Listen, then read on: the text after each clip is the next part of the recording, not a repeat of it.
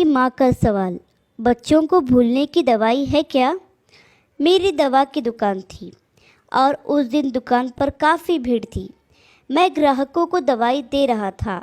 दुकान से थोड़ी दूर पेड़ के नीचे वो बुज़ुर्ग औरत खड़ी थी। मेरी निगाह 2-3 बार उस महिला पर पड़ी तो देखा उसकी निगाह मेरी दुकान की तरफ ही थी। मैं ग्राहकों को दवाई देता रहा, लेकिन मेरे मन में उस बुजुर्ग महिला के प्रति जिज्ञासा भी थी कि वो वहाँ खड़े खड़े क्या देख रही है। जब ग्राहक कुछ कम हुए तो मैंने दुकान का काउंटर दुकान में काम करने वाले लड़के के हवाले किया और उस महिला के पास गया। मैंने पूछा, क्या हुआ माता जी, कुछ चाहिए आपको? मैं काफ़ी देर से आपको यहाँ खड़े देख रहा हूँ। गर्मी भी काफ़ी है, इसलिए सोचा चलो मैं ही आपसे पूछ लेता हूँ, आपको क्या चाहिए? बुजुर्ग महिला इस सवाल पर कुछ सकपका सी गई। फिर हिम्मत जुटाकर उसने पूछा, बेटा काफ़ी दिन हो गए, मेरे 2 बेटे हैं, दोनों दूसरे शहर में रहते हैं। हर बार गर्मी की छुट्टियों में बच्चों के साथ मिलने आ जाते हैं।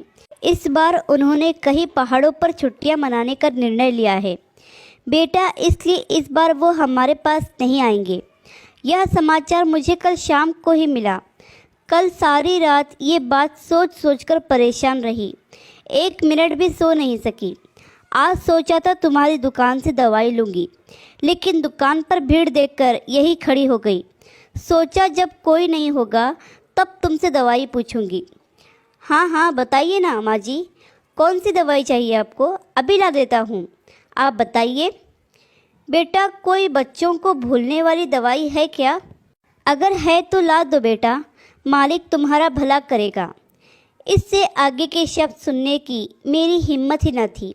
मेरे कान सुन्न हो चुके थे। मैं उसकी बातों का बिना कुछ जवाब दिए चुपचाप दुकान की तरफ लौट आया, क्योंकि उस बुजुर्ग महिला की दवा उसके बेटों के पास ही थी, जो शायद विश्व के किसी भी मेडिकल स्टोर पर नहीं मिलेगी। अब मैं काउंटर के पीछे खड़ा था। मन में विचारों की आंधी चल रही थी, लेकिन मैं उस पेड़ के नीचे खड़ी उस माँ से नज़रें भी नहीं मिला पा रहा था। मेरी भरी दुकान भी उस महिला के लिए खाली थी। मैं कितना असहाय था, या तो ये मैं जानता था या मेरा भगवान।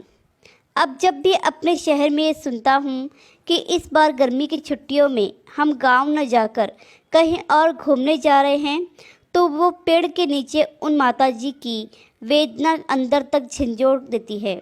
यह कहानी जो संसार में माँ के प्रेम की वेदना का एहसास करा रही है।